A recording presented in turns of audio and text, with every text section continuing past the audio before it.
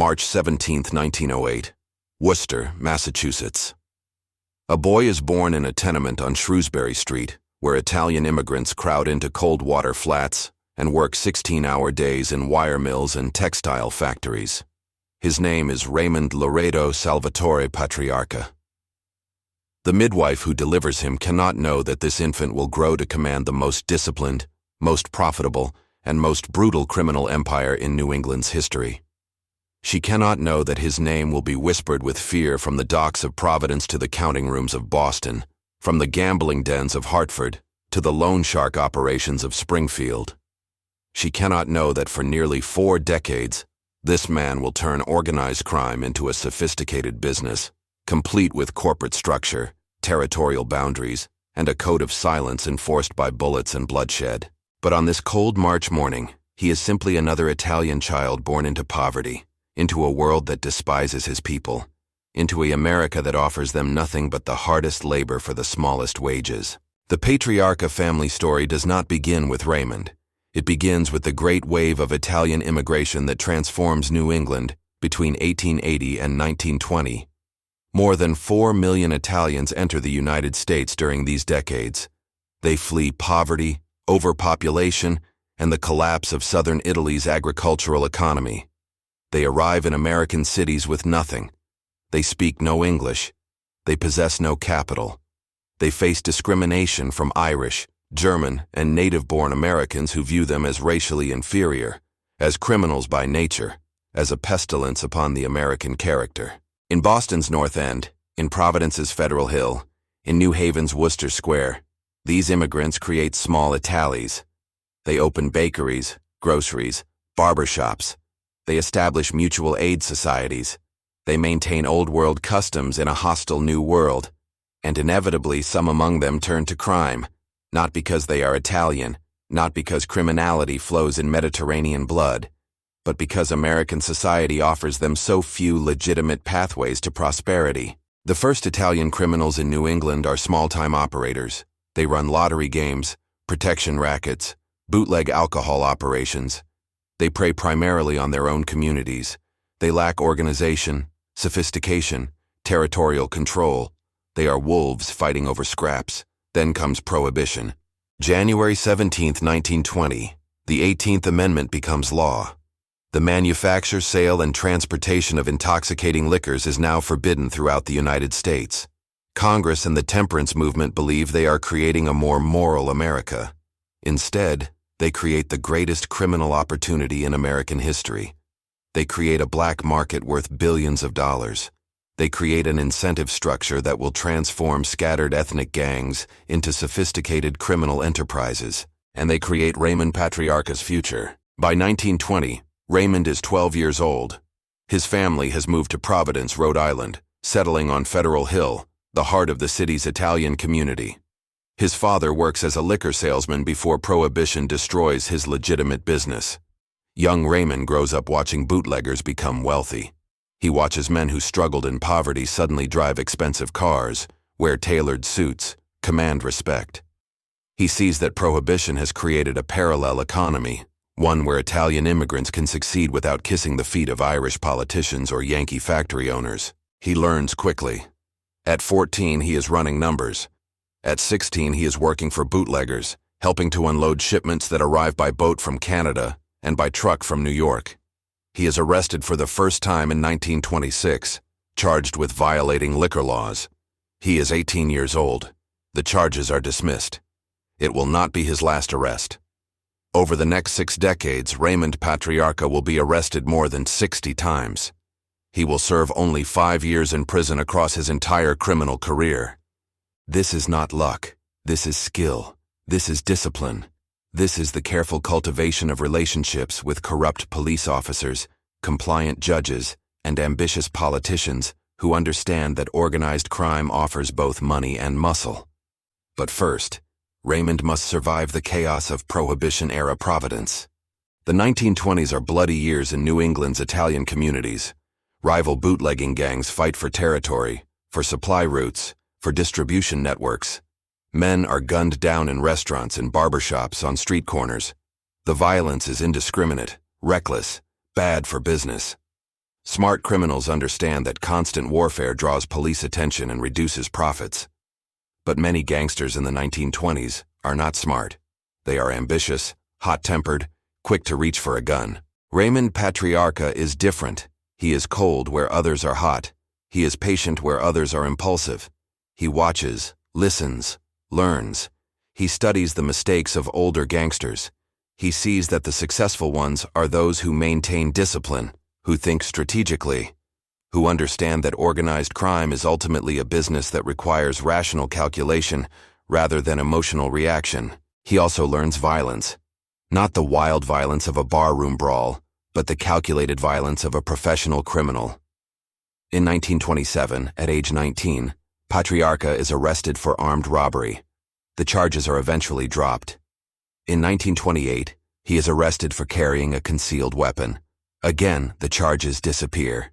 He is building a reputation on Federal Hill as a young man who is reliable, who keeps his mouth shut, who can be trusted with sensitive work. By the late 1920s, Patriarca is associated with a crew that operates gambling games, bootlegging operations, and loan-sharking businesses in Providence. The crew is led by older established gangsters who came of age before Prohibition. But Raymond is rising.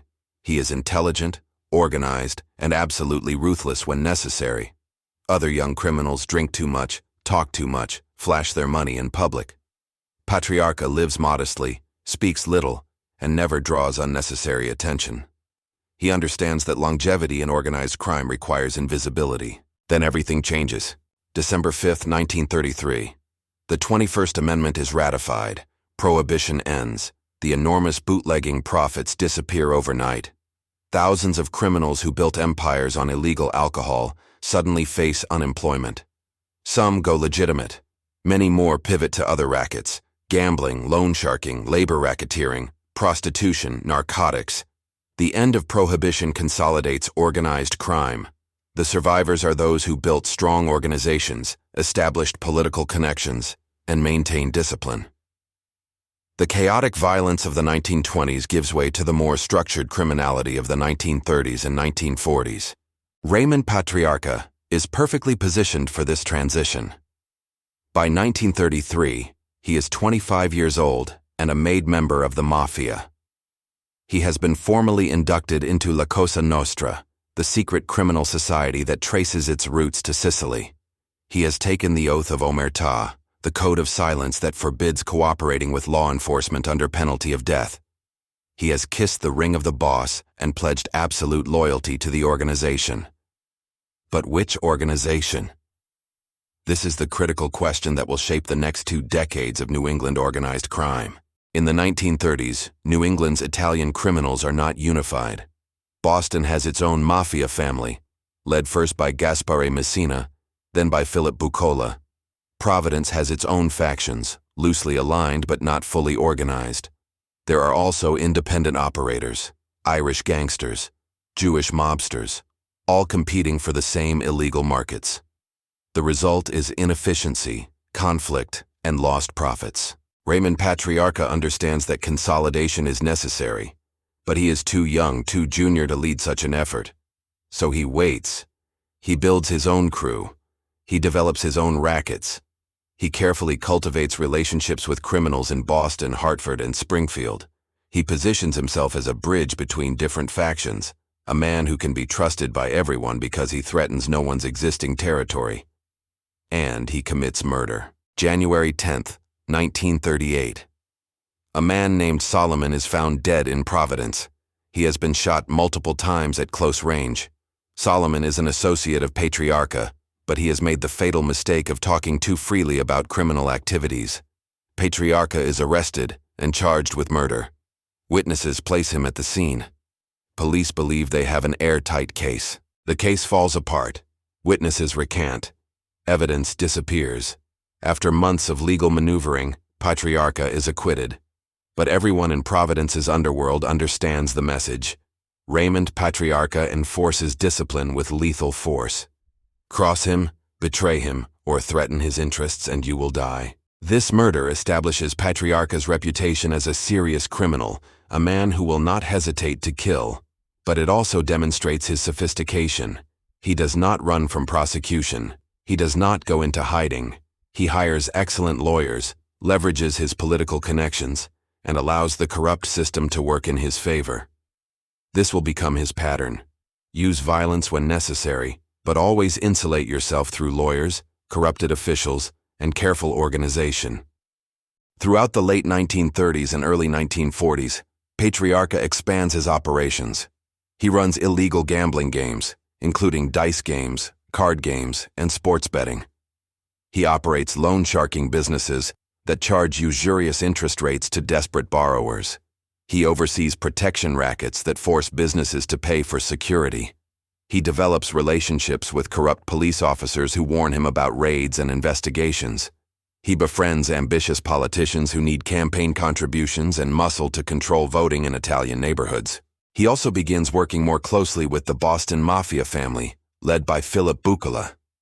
Buccola is an old-world mafioso, a Sicilian immigrant who commands respect but lacks Patriarca's vision and organizational skills. Buccola recognizes Patriarca's talents and begins giving him more responsibility, more territory, more autonomy. Providence becomes Patriarca's domain, while Buccola maintains control of Boston. World War II disrupts organized crime as it disrupts everything else. Many young Italian-American men, including some criminals, serve in the military. The war effort creates new opportunities for black market operations, rationed goods, stolen military equipment, counterfeit ration stamps. It also creates a labor shortage that allows organized crime to infiltrate legitimate industries, particularly labor unions and waterfront operations. Patriarca does not serve in the military. He is too valuable on the streets of Providence. Throughout the war years, he continues to expand his criminal empire. By 1945, when American soldiers return home, they find a more organized, more profitable, and more powerful criminal underworld than the one they left behind. The post-war years mark the beginning of organized crime's golden age in America. The late 1940s and 1950s see tremendous economic growth, rising wages, expanding suburbs, and increasing consumer spending. Americans have more disposable income than ever before. They want entertainment, excitement, escape from the conformity of suburban life. Organized crime provides it. Illegal gambling, prostitution, nightclubs, restaurants, after-hours clubs. In New England, Raymond Patriarca is perfectly positioned to capitalize on this post-war boom. By 1950, he is underboss of the Boston crime family, second in command only to Philip Buccola. He controls Providence completely. He has influence in Hartford, Springfield, Worcester. He has established relationships with mafia families in New York, particularly the Genovese and Colombo families. He is no longer a street criminal. He is a criminal executive, managing multiple enterprises, resolving disputes between subordinates, making strategic decisions about territorial expansion and market entry. But Patriarca wants more. He wants complete control. He wants to be the boss. His opportunity comes in 1954. Philip Buccola, facing increased pressure from federal authorities and fearing prosecution, decides to retire. He returns to Sicily, where he will live out his remaining years in peace. The Boston crime family needs a new boss. Several senior members believe they deserve the position. But Raymond Patriarca has something they lack: the support of New York. The Commission, organized crime's national ruling body, recognizes Patriarca's talents. They know he is disciplined, intelligent, and absolutely loyal to mafia traditions. They know he has successfully managed criminal operations for 2 decades without major law enforcement problems. Most importantly, they know he can unify the fractured New England underworld. In 1954, at age 46, Raymond Loreto Salvatore Patriarca becomes boss of the New England crime family. He immediately moves the family's headquarters from Boston to Providence. He operates from a small office on Atwells Avenue on Federal Hill, tucked into a vending machine company called the National Cigarette Service. The office has no sign, no identifying features. It is easy to miss. But inside this nondescript building, Patriarca will command a criminal empire worth tens of millions of dollars annually. His first act as boss is consolidation. He restructures the family along corporate lines. He creates a clear hierarchy: Boss, underboss, consigliere, capos, soldiers, associates. Everyone knows their position, their responsibilities, their chain of command. He establishes territories: Boston, Providence, Hartford, Springfield, Worcester. Each territory has a capo, who reports directly to Patriarca. Each capo manages soldiers and associates who run specific rackets. Disputes are settled through Patriarca or his designated representatives. Unauthorized violence is forbidden. This structure creates efficiency. It reduces conflict. It maximizes profits. It also creates vulnerability, because now law enforcement has a clear organizational chart to target. But in the 1950s, federal law enforcement barely understands organized crime. The FBI under J. Edgar Hoover insists that the Mafia does not exist, that it is a myth perpetuated by Italian Americans seeking to excuse criminal behavior. This willful ignorance gives Patriarca years to consolidate power without serious federal interference. His second act is diversification. Patriarca understands that successful criminal organizations require multiple revenue streams. He expands gambling operations, including illegal casinos, sports betting networks, and numbers games. He increases loan sharking activities, lending money to desperate individuals and businesses at exorbitant interest rates. He infiltrates labor unions, particularly in the construction and trucking industries, where union control allows him to extort employers, embezzle pension funds, and rig contract bids. He develops relationships with legitimate businesses, particularly restaurants, nightclubs, and vending machine companies, which he uses to launder illegal profits. He also enters the narcotics trade, though cautiously. Many old-world mafiosi oppose drug trafficking on moral grounds or because it attracts excessive law enforcement attention. Patriarca is more pragmatic. He recognizes that narcotics are enormously profitable, but he also understands the risks, so he establishes rules. No dealing drugs in Italian neighborhoods, no selling to children, no behavior that draws unnecessary police attention. He allows subordinates to traffic narcotics but maintains plausible deniability about his own involvement. This will later prove insufficient protection, but in the 1950s it allows him to profit from the drug trade without shouldering all the risks. His third act is the most important. He establishes political control. Patriarca understands that organized crime cannot flourish without corruption. He systematically cultivates relationships with police officers, prosecutors, judges, and politicians. He provides campaign contributions to favored candidates. He offers bribes to officials who can provide protection, information, or favorable decisions. He uses blackmail against those who cannot be bought, gathering compromising information through prostitutes, gambling debts, or business improprieties. The result is a network of corruption that reaches into every level of Rhode Island government.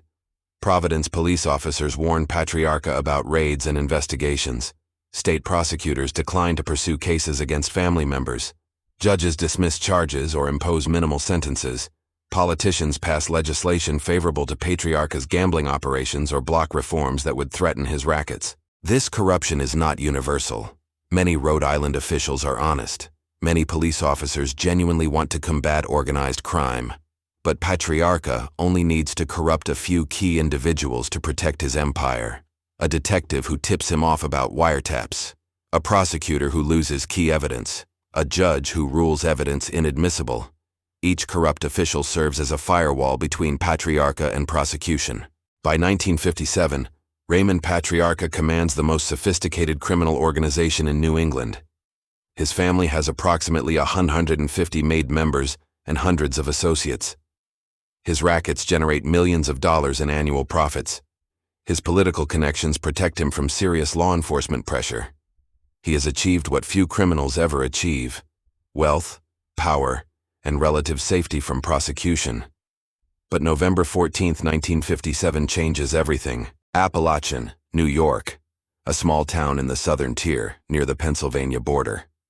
Joseph Barbara, a Pennsylvania crime boss, hosts a meeting of mafia leaders from across the United States.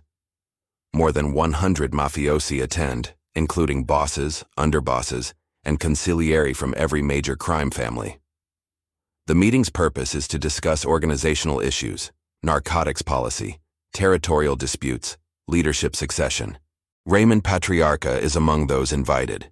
He understands the meeting's significance. This is a gathering of La Cosa Nostra's ruling class, an opportunity to strengthen relationships with other families and demonstrate New England's importance within the national organization. But the meeting becomes a disaster. A New York State trooper notices unusual activity at Barbara's estate, expensive cars with out-of-state plates, well-dressed men arriving throughout the day.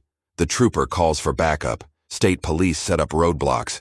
When mafiosi realize police are approaching, they flee in panic. Some run into the woods. Some attempt to drive away. Police stop dozens of vehicles and detain more than 60 men. Patriarca is not arrested at Appalachian. Some accounts suggest he was warned and avoided the estate entirely. Others suggest he escaped before police arrived. Regardless, the Appalachian meeting proves catastrophic for organized crime. It provides undeniable evidence that the Mafia exists, that it is a national organization, that it includes bosses from every major American city. The public outcry is immediate. Congress demands investigation. J. Edgar Hoover, embarrassed by years of denying the Mafia's existence, authorizes an FBI campaign against organized crime. Attorney General Robert Kennedy, appointed by his brother President John F. Kennedy in 1961, makes fighting the Mafia his personal crusade. The federal government suddenly has resources, motivation, and public support to attack organized crime. New laws are passed. New investigative techniques are developed. Wiretaps are authorized. Informants are cultivated. Pressure is applied at every level. Raymond Patriarca faces the greatest threat of his criminal career, but he does not panic. He does what he has always done. He adapts. Throughout the early 1960s, Patriarca tightens security. He limits face-to-face meetings. He uses payphones and coded language. He insulates himself through layers of subordinates who handle day-to-day criminal operations. He becomes even more careful about whom he trusts, whom he promotes, whom he allows into his presence. He also attempts to maintain political protection.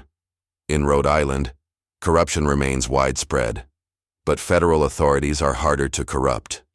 FBI agents investigating organized crime are typically idealistic, well-trained, and resistant to bribery. They cannot be intimidated by local mobsters. They answer to Washington, not Providence. Patriarca's solution is characteristically bold. He attempts to corrupt federal officials. Through intermediaries, he offers bribes to FBI agents. Most refuse, but a few provide information or look the other way. Patriarca also develops relationships with corrupt federal prosecutors and judges who can sabotage investigations or dismiss charges. These corrupt officials are rare and dangerous to use, but they provide crucial protection during the 1960s. Meanwhile, Patriarca continues expanding his empire. The 1960s are enormously profitable for organized crime. America's post-war economic boom continues. Consumer spending increases. Gambling becomes more widespread and socially acceptable. The sexual revolution creates demand for adult entertainment. The counterculture's embrace of drugs creates enormous narcotics profits. Patriarca exploits every opportunity. His family operates illegal casinos in Massachusetts and Rhode Island. He has sports betting operations in every major New England city. His loan-sharking businesses provide capital to bookmakers, gamblers, and small businesses that cannot obtain legitimate credit.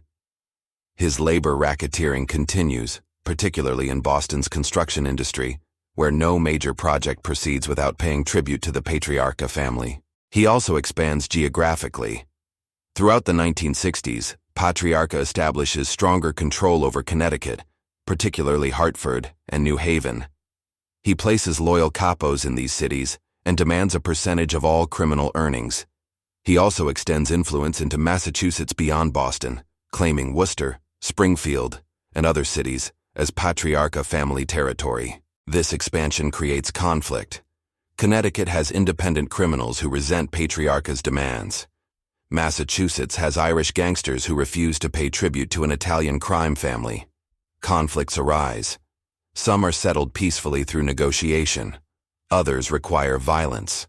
The violence of the 1960s is more surgical than the chaos of Prohibition. Patriarca does not tolerate wild gunfights or public shootouts. When someone must die, The murder is carefully planned and efficiently executed.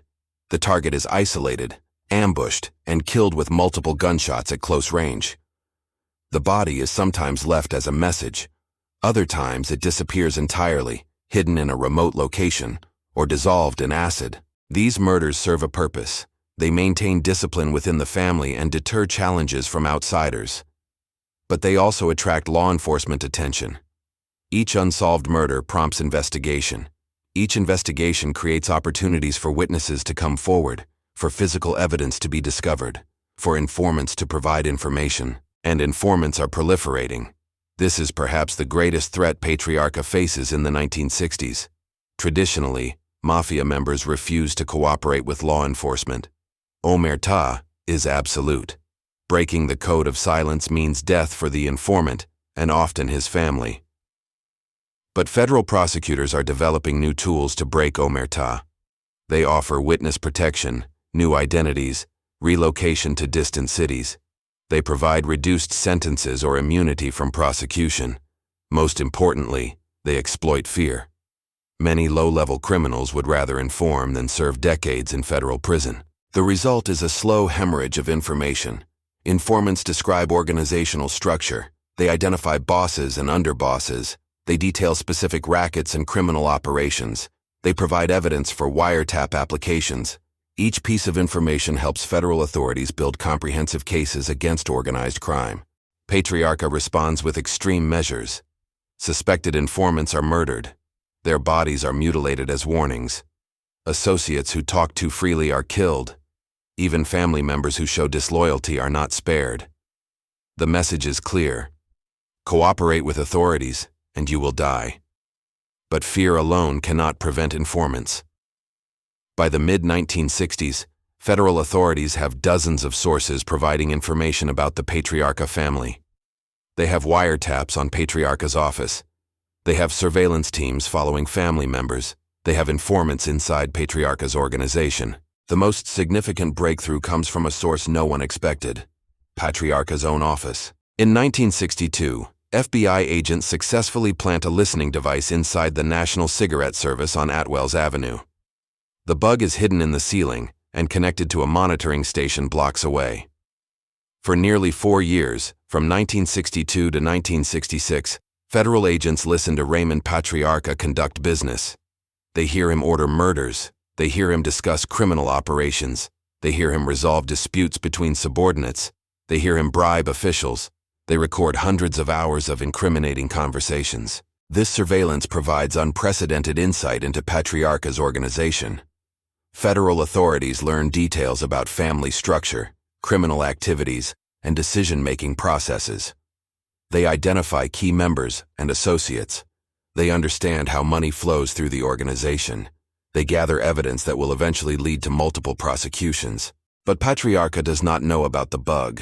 He continues operating normally, believing his office is secure. He meets with subordinates. He conducts business. He speaks freely about criminal activities. Every word is recorded. Every conversation becomes evidence. Meanwhile, the body count rises. March 12, 1965. William Marfeo, a Providence bookmaker, is shot to death outside his store on Federal Hill. Marfeo refused to pay tribute to Patriarca. He believed his independent operation was outside Patriarca's jurisdiction. He was wrong. His murder sends a message to every independent criminal in Providence. You work for Patriarca, or you die. July 13, 1966. Rocco DiSeglio, an associate of the Patriarca family, is found dead in his car in Providence. DiSeglio made the mistake of cooperating with federal authorities. He provided information about gambling operations. His murder demonstrates the price of betrayal. September 21, 1966. Edward Teddy Deegan, a small-time criminal, is murdered in Chelsea, Massachusetts. Deegan's murder is particularly significant because it is committed with FBI knowledge. An FBI informant, Joseph Barboza, participates in the murder while under federal protection. FBI agents know about the murder in advance but do nothing to prevent it. They allow Deegan to die to protect their informant. This murder will eventually create enormous scandal. It will lead to wrongful convictions, federal lawsuits, and revelations about FBI corruption. But in 1966, it is simply another mafia murder, another unsolved killing that reinforces Patriarca's reputation for violence. The Deegan murder also introduces one of the most dangerous men in Patriarca family history, Joseph the Animal Barboza. Barboza is a Portuguese-American criminal from New Bedford, Massachusetts. He is not Italian and therefore cannot be a made member of the mafia. But he is a prolific killer, a violent enforcer who will murder anyone for the right price.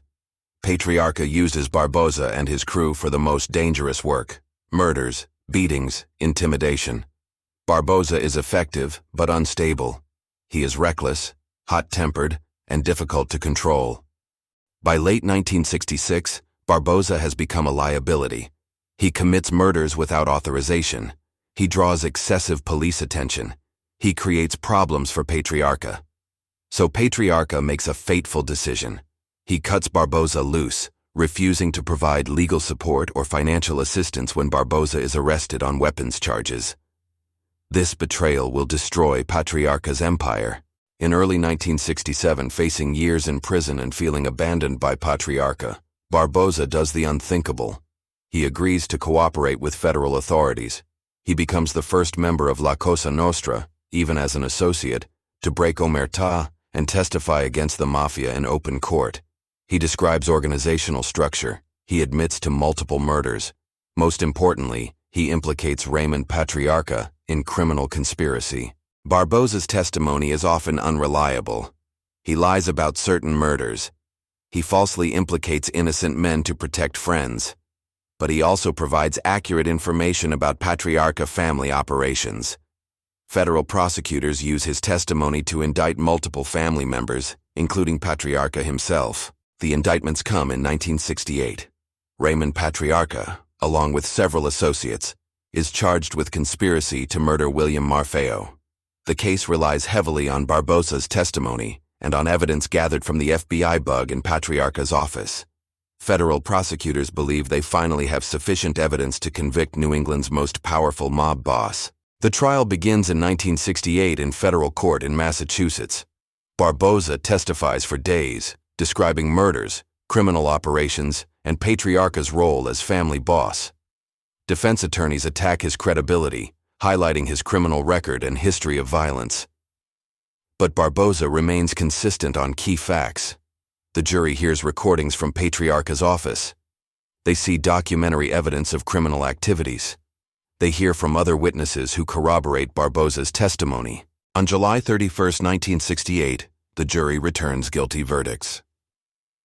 Raymond Patriarca is convicted of conspiracy to murder. He is sentenced to 5 years in federal prison. After 14 years as boss, after 4 decades in organized crime, Patriarca is finally going to prison. But 5 years is a relatively light sentence for conspiracy to murder. Patriarca's lawyers negotiated skillfully. More importantly, Patriarca has already planned for this contingency. Before going to prison, he appoints a loyal underboss to manage day-to-day operations. He establishes communication protocols. He ensures that money continues flowing, that disputes are resolved, that discipline is maintained. From federal prison in Atlanta, Georgia, Patriarca continues running his empire. He cannot meet directly with subordinates, but he communicates through prison visits, coded letters, and messages passed through family members. Major decisions await his approval. Disputes are referred to him for resolution. He remains boss even behind bars. This remote management is imperfect. Some subordinates pursue their own agendas. Some rackets become less profitable without Patriarca's direct oversight. Some members question whether an imprisoned boss can effectively lead. But the family holds together. The organizational structure Patriarca created is strong enough to survive his temporary absence. Meanwhile, federal authorities continue investigating. Barboza's testimony has opened doors. Other informants come forward. More indictments follow. Throughout the late 1960s and early 1970s, multiple Patriarca family members are convicted and imprisoned. The family's power diminishes. Its profits decline. Its reputation suffers. But organized crime is resilient. New members are recruited. New rackets are developed. The family adapts to increased law enforcement pressure. Gambling continues. Loan sharking continues. labor racketeering continues. The Patriarca family's profits are reduced, but not eliminated. In 1973, Raymond Patriarca is released from federal prison. He is 65 years old. He has served 5 years. He returns to Providence and immediately reasserts control. He purges disloyal members. He rewards those who remained faithful during his imprisonment. He makes clear that he is still boss, that his authority is absolute, that challenges will not be tolerated. The Providence he returns to is different from the one he left. Federal law enforcement is more aggressive. Informants are more common. Surveillance is more sophisticated. But Rhode Island's political corruption remains. State and local officials continue protecting organized crime. This local protection, combined with Patriarca's organizational discipline, allows the family to survive through the 1970s. The 1970s are characterized by conflict, both internal and external. Inside the family, younger members question Patriarca's leadership. They believe he is too cautious, too old-fashioned. They want to expand into new rackets, particularly narcotics. They chafe under his restrictions. Some plot against him. These plots are discovered. The plotters are murdered. Patriarca maintains control through violence and the absolute loyalty of key subordinates. Externally, the family faces challenges from Irish gangsters in Boston. The Winter Hill Gang, led by James Whitey Bulger and Stephen the Rifleman Flemmy, refuses to submit to Patriarca's authority. They operate independent gambling and loansharking operations. They commit murders without Patriarca's permission. They represent a direct challenge to his control of Massachusetts criminal activities. Patriarca considers war with the Winter Hill Gang. He has the manpower and resources, but war would be expensive, bloody, and would attract federal attention. So he pursues accommodation. He allows the Irish gang to operate in certain territories. He demands a percentage of their profits. He establishes boundaries. The arrangement is imperfect and unstable, but it prevents open warfare. Throughout the 1970s, Patriarca also faces new law enforcement tools. The Racketeer-Influenced and Corrupt Organizations Act, or RICO, becomes federal law in 1970. RICO allows prosecutors to charge entire criminal organizations rather than individual criminals. It permits enhanced sentences for members of criminal enterprises. It makes conspiracy charges easier to prove.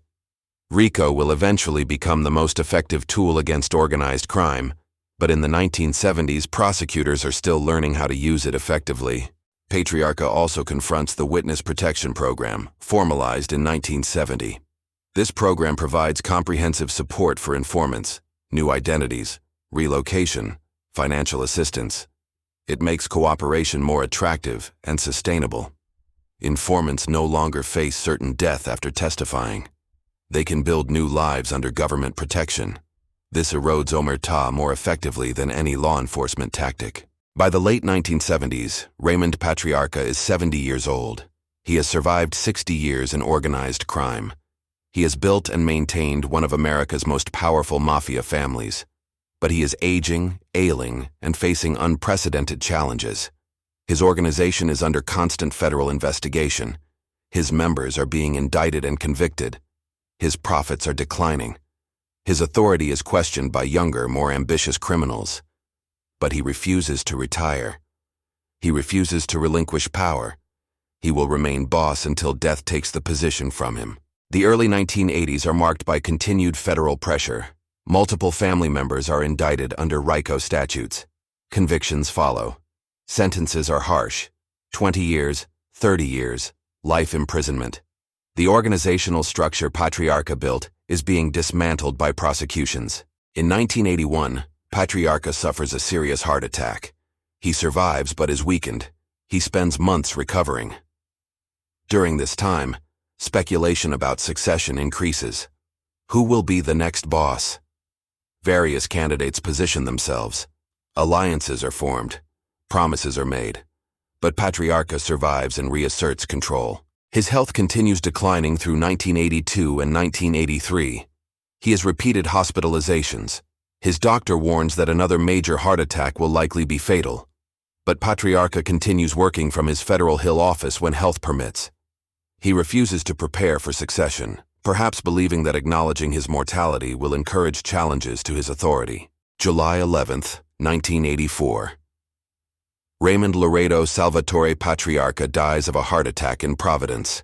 He is 76 years old. He has been boss for 30 years. He has been a criminal for 60 years. He dies as he lived, in Providence, on Federal Hill, surrounded by the Italian-American community that provided both his power base and his identity. His death creates a succession crisis. Multiple candidates believe they deserve to be boss. The leading candidate is his son, Raymond Patriarca Jr., known as Junior. But Junior lacks his father's intelligence, discipline, and ruthlessness. He is a mediocre criminal who inherited his position rather than earned it. Other candidates include Nicholas Bianco, a longtime underboss, and various capos who command their own crews and territories. The commission in New York must approve the new boss. They choose Junior, partly out of respect for his father, partly because he seems weak and therefore controllable. Raymond Patriarca Jr. becomes boss in 1984. His tenure will prove disastrous. Junior lacks his father's strategic vision. He cannot maintain discipline. He allows subordinates to pursue their own agendas. He makes poor decisions about territorial expansion and criminal activities. Most critically, he cannot control informants. The 1980s see an explosion of cooperation with law enforcement. Family members facing RICO charges agree to testify in exchange for reduced sentences. They provide detailed information about organizational structure, criminal activities, and murder conspiracies. Each informant weakens the family further. In 1990, Raymond Patriarca Jr. is indicted under RICO statutes. The charges include racketeering, conspiracy, and murder. The case relies on testimony from multiple family members who have become government witnesses.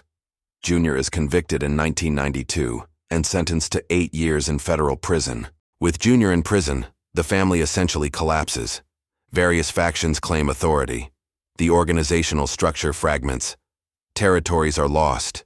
Profits evaporate. The disciplined, sophisticated criminal enterprise that Raymond Patriarca Sr. built is reduced to scattered crews operating independently. Some crews continue traditional rackets, gambling, loan sharking, extortion. Others enter new markets, drug trafficking, credit card fraud, identity theft. But they lack coordination, discipline, and the political protection that Patriarca Sr. carefully cultivated for decades. Federal and state authorities exploit this weakness. Throughout the 1990s and 2000s, they conduct sweeping investigations. Multiple RICO indictments follow. Dozens of family members and associates are convicted and imprisoned. The New England crime family, once among the most powerful in America, is reduced to a shadow of its former self. But the story of the Patriarca family is not merely a story of one man or one organization. It is a story of how organized crime shaped New England for nearly a century. It is a story of corruption, violence, and the systematic exploitation of illegal markets. And it is a story that reveals fundamental truths about American society, law enforcement, and the relationship between crime and politics. Consider the scale of what Raymond Patriarca built. At its peak in the 1960s and 1970s, the Patriarca family operated in 6 states: Massachusetts, Rhode Island, Connecticut, Maine, New Hampshire, and Vermont. It had approximately 150 maid members and hundreds of associates. It controlled illegal gambling operations that generated tens of millions of dollars annually. It operated loan sharking businesses that provided capital throughout New England's criminal underworld. It infiltrated labor unions, particularly in construction and trucking, extracting millions through extortion and embezzlement.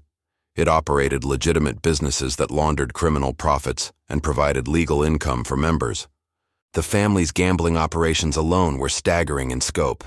Patriarca controlled illegal casinos that operated openly in Massachusetts and Rhode Island, protected by corrupt officials who ensured police never raided them. He ran sports betting networks that took wagers on every professional and college game. His numbers games, illegal lotteries that predated state lottery systems, operated in every New England city with significant Italian-American populations.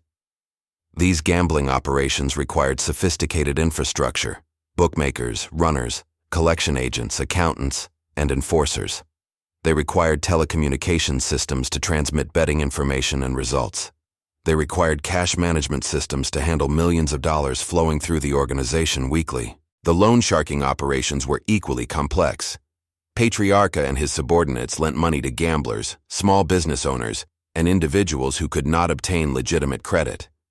Interest rates ranged from 1% to 5% per week, meaning a borrower could owe double the principal within months. Those who could not pay faced escalating consequences: threats, beatings, property destruction, and ultimately death. But loan sharking was not merely extortion. It was a rational business that provided credit to markets underserved by legitimate banks. Many borrowers repaid their loans and maintained ongoing relationships with loan sharks.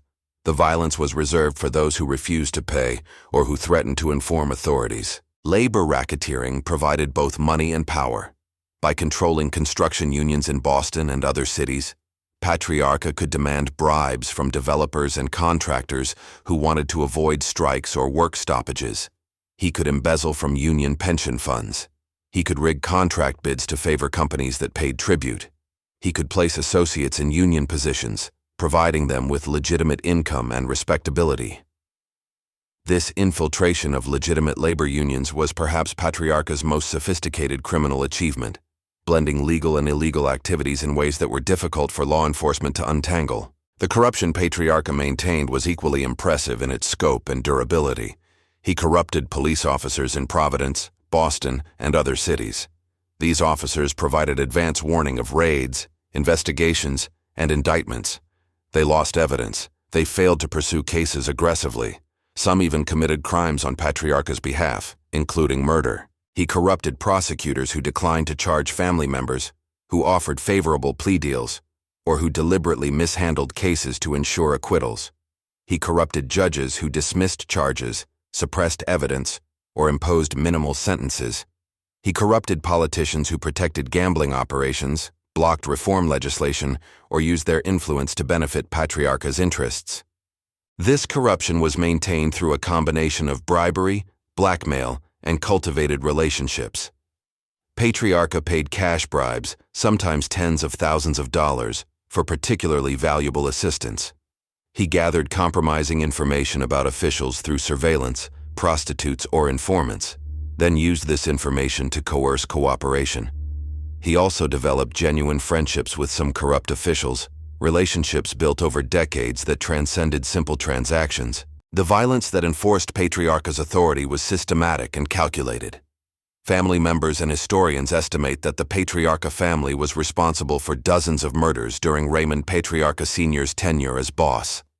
Some victims were rival criminals who challenged Patriarca's authority. Others were informants or suspected informants who threatened the organization's security. Some were family members who violated rules or betrayed trust. A few were innocent people who were in the wrong place at the wrong time. These murders followed patterns. Victims were typically lured to isolated locations under false pretenses. They were shot multiple times at close range, usually with .38 caliber revolvers or similar weapons. Bodies were sometimes left in public locations as warnings. Other times they were buried in remote areas, hidden in car trunks and crushed in junkyards, or dissolved in acid. The goal was either deterrence or concealment, depending on the strategic purpose of the murder. The murders were planned carefully. Patriarca rarely ordered hits impulsively. He consulted with advisors. He considered alternatives. He weighed risks against benefits. Once he decided someone must die, he designated trusted members to carry out the execution. These members recruited additional participants, planned the logistics, and executed the murder. Afterward, they reported back to Patriarca, who determined whether the murder accomplished its intended purpose. This calculated approach to violence distinguished Patriarca from more impulsive criminals. He understood that every murder created risk: witnesses who might inform, physical evidence that could be discovered, police investigations that could uncover other crimes. He committed violence only when necessary to maintain discipline, protect the organization, or eliminate serious threats. But understanding Patriarca's reign requires examining not just what he did, but how he survived for so long. Many organized crime bosses are murdered by rivals, imprisoned by authorities, or overthrown by ambitious subordinates. Patriarca avoided these fates for 30 years as boss and 60 years as a criminal.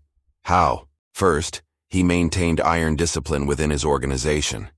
He did not tolerate unauthorized violence, freelance criminal activities, or behavior that drew unnecessary police attention. Family members who violated rules faced severe punishment, up to and including death. This discipline reduced internal conflict and prevented the chaos that destroyed other criminal organizations. Second, he insulated himself through organizational layers. Patriarca rarely met with street-level criminals. He communicated through underbosses, capos, and trusted associates who conveyed his orders and reported back. This insulation made it difficult for law enforcement to gather direct evidence against him. Informants could describe organizational structure and criminal activities, but most could not provide first-hand testimony about Patriarca ordering specific crimes. Third, he cultivated and maintained extensive political corruption. This corruption provided early warning of investigations, suppressed prosecutions, and ensured that even when he was arrested, charges were often dismissed or resulted in minimal sentences. His 1968 conviction and 5-year sentence for conspiracy to murder was actually a success, given that he could have received life imprisonment. Fourth, he adapted to changing circumstances. When federal law enforcement became more aggressive in the 1960s, he tightened security and reduced face-to-face meetings. When informants became more common, he increased internal security and ordered murders of suspected cooperators. When RICO prosecutions threatened the organization, he restructured to minimize vulnerability. This adaptability allowed him to survive challenges that destroyed less flexible criminals. Fifth, and perhaps most importantly, he provided value to his organization. Patriarca was not merely a ruthless enforcer. He was an intelligent administrator who made sound strategic decisions, resolved disputes fairly, and ensured that profitable rackets continued operating smoothly. His subordinates remained loyal not just from fear, but because he made them wealthy and protected them from prosecution. This combination of fear and reward sustained his authority for decades. But Patriarca's reign also reveals the failures of law enforcement and political institutions. For 30 years, everyone in Providence knew who Patriarca was and what he did. Police knew, prosecutors knew, politicians knew. Yet he operated openly from his Federal Hill office, conducting criminal business, ordering murders, corrupting officials. How was this possible in a democratic society with established rule of law? The answer is uncomfortable. It was possible because law enforcement was corrupt, underfunded, and often unwilling to pursue organized crime aggressively. Local police were paid to look the other way. State prosecutors lacked resources or political will to pursue major cases. Federal authorities, until the 1960s, barely acknowledged organized crime's existence. Moreover, some political leaders benefited from organized crime. Patriarca provided campaign contributions, controlled voting in Italian neighborhoods, and ensured that troublesome labor unions remained cooperative. In return, politicians protected his operations. This symbiotic relationship between crime and politics sustained organized crime for decades. The FBI's own corruption compounded the problem.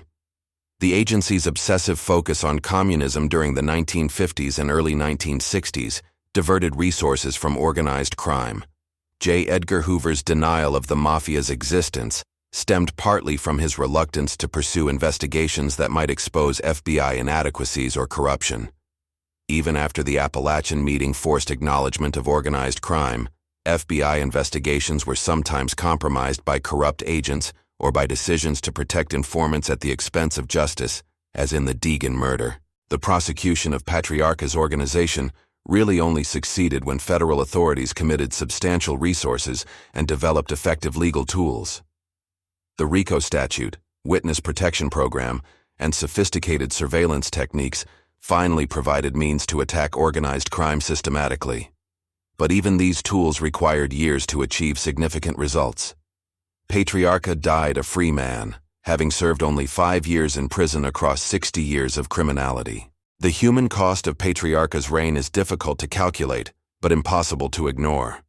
Dozens were murdered, their families left to grieve without justice or closure. Many murder victims were criminals themselves, but others were innocent people who witnessed something they shouldn't have, or who couldn't pay debts, or who simply angered the wrong person. Their deaths were preventable, the result of law enforcement failure and political corruption. Thousands were victimized by Patriarca's rackets. Gamblers lost life savings and destroyed their families. Borrowers were trapped in cycles of debt, paying exorbitant interest while loan sharks threatened violence. Business owners paid extortion rather than risk retaliation. Workers saw their union pension funds embezzled by criminals. Each of these victims suffered real harm: financial loss, psychological trauma, physical injury. Communities were degraded by organized crime's presence. Illegal gambling normalized betting among young men who could ill afford losses. Corruption eroded faith in government and law enforcement. Violence created fear in neighborhoods where murders occurred. The presence of organized crime sent a message: laws are negotiable, justice is purchasable, violence solves problems. The Italian-American community bore particular costs. Patriarca and his organization reinforced negative stereotypes about Italian immigrants and their descendants. The association of Italian Americans with organized crime damaged the reputation of an entire ethnic group. Law-abiding Italian Americans faced discrimination and suspicion because of criminals like Patriarca. This collective stigma persisted for generations, long after most Italian Americans had achieved middle-class prosperity and full integration into American society. Yet Patriarca's story also reveals something about American society that cannot be dismissed. Organized crime flourished because it served markets that Americans demanded. People wanted to gamble despite prohibition laws. They wanted credit despite usury laws. They wanted entertainment that violated obscenity laws. Organized crime provided these services efficiently and reliably. Patriarca was not merely a predator. He was an entrepreneur operating in prohibited markets. This does not excuse his violence or corruption, but it explains his success. Prohibition creates black markets. Black markets create criminal opportunities. Criminal opportunities attract ambitious individuals willing to use violence and corruption to maximize profits. This pattern repeated throughout the 20th century with alcohol prohibition in the 1920s, gambling prohibition through the 1970s, and drug prohibition continuing today. The decline of the Patriarca family after Raymond Sr.'s death illustrates the importance of leadership in criminal organizations. His son lacked his father's skills and could not maintain organizational discipline or adapt to increasing law enforcement pressure. Within a decade, the family that had dominated New England for 40 years was reduced to scattered, feuding factions. This collapse suggests that Patriarca Sr.'s personal qualities, his intelligence, discipline, strategic vision, and capacity for calculated violence, were essential to the organization's success. It also demonstrates that organized crime is vulnerable to sustained law enforcement pressure. The RICO prosecutions of the 1990s and 2000s effectively dismantled the New England crime family. Made members were imprisoned for decades. Leadership positions remained unfilled. Traditional rackets became unprofitable as legal gambling expanded and alternative forms of credit became available. The organizational structure that Patriarca built could not survive without the discipline and corruption that he maintained. Today, the Patriarca family exists in name only. A small number of made members remain at liberty, operating minor rackets and maintaining nominal organizational structure. But the family's power is broken. Its territories are lost. Its profits are negligible. The reign of terror that Raymond Patriarca imposed on New England has ended. Yet organized crime persists. Different groups, Russian, Albanian, Asian, outlaw motorcycle gangs, have filled some of the void left by the Italian Mafia's decline. They operate in different markets, particularly drug trafficking and cybercrime, but they use similar methods: violence, corruption, organizational discipline. The fundamental dynamics that enabled Patriarca's rise, prohibited markets, law enforcement limitations, political corruption, remain. The story of Raymond Patriarca and the New England crime family is ultimately a story about power, how it is acquired, maintained, and eventually lost. Patriarca built power through intelligence, violence, corruption, and organizational skill. He maintained it through discipline, adaptability, and the systematic exploitation of American society's weaknesses. He lost it only to death, having survived challenges that destroyed most criminals. His legacy is complex. He was a murderer, extortionist, and corrupter of public officials. He brought violence and degradation to communities across New England. He victimized thousands and corrupted institutions that should have protected citizens. He deserves no admiration, no romanticization, but he was also a significant historical figure whose criminal empire shaped New England for half a century. Understanding his success requires understanding the society that enabled him, the corruption, the prohibition laws that created black markets, the ethnic discrimination that limited legitimate opportunities for Italian immigrants, the law enforcement failures that allowed him to operate with impunity for decades. On Federal Hill in Providence, the buildings where Patriarca operated still stand. The National Cigarette Service office where he conducted business is now a different establishment. The restaurants where he ate lunch are still serving Italian food. The streets where he walked remain crowded with shops, cafes, and pedestrians. But the power he wielded is gone. The organization he built is destroyed. The reign of terror has ended. What remains is history, a record of how one man built a criminal empire through intelligence, discipline, violence, and corruption. A record of how that empire dominated New England for 4 decades, corrupting institutions, victimizing thousands, and murdering dozens. A record of how law enforcement eventually developed the tools and determination to destroy organized crime. And a record of the human cost, the dead, the victimized, the corrupted, of 60 years of organized criminality. Raymond Loredo Salvatore Patriarca was born into poverty in 1908 and died wealthy and powerful in 1984. He spent his entire adult life as a criminal. He murdered and ordered murders. He corrupted police, prosecutors, judges, and politicians.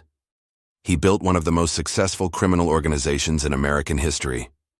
He caused immeasurable harm to individuals, communities, and society. He was, in the end, exactly what he chose to be: a mob boss, a criminal executive who commanded an empire built on illegal markets, protected by corruption, and enforced by violence. His reign of terror lasted 30 years. His criminal career lasted 60 years. His legacy persists in the historical record as a reminder of organized crime's capacity to corrupt institutions, victimize citizens, and flourish in the shadows of American democracy. The sun still rises over Federal Hill. The neighborhood still thrives, now home to law-abiding Italian Americans who bear no responsibility for Patriarca's crimes. The restaurants serve excellent food. The shops sell their goods. Children play in the parks. Life continues as it always does, long after the criminals who once ruled these streets have died and been forgotten by everyone except historians and the families of their victims. But for 4 decades, these streets belonged to Raymond Patriarca, and the blood he spilled has never entirely washed away.